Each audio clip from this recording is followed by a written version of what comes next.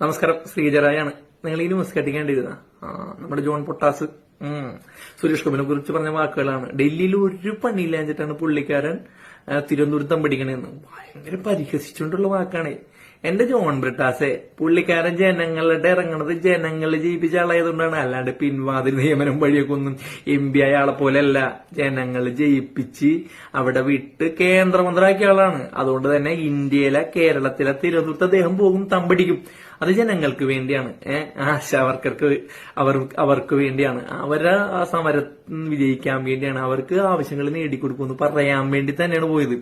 അല്ലാണ്ട് കുറെ പണിയുള്ള നിങ്ങളുടെ കുറെ മന്ത്രിമാര്, കേരളത്തിൽ ഇഷ്ടംപോലെ പണിയുള്ള മന്ത്രിമാര് ആശാവർക്കർമാരുടെ അടുത്ത് കൂടി അങ്ങാടും ഇങ്ങാടും കാറിനി ഒക്കെ പോയ സമയത്ത് ഒരൊറ്റണത്തിന് തിരിഞ്ഞു നോക്കാൻ പറ്റിയ ഇവിടെ ഇല്ല. ആരെയും തിരിഞ്ഞു നോക്കാൻ പറ്റിയില്ല. അവരെ കുറ്റപ്പെടുത്താനും അവരാ സമരത്തിനെ പൊളിക്കാനല്ലേ നിങ്ങൾ നോക്കിയത്.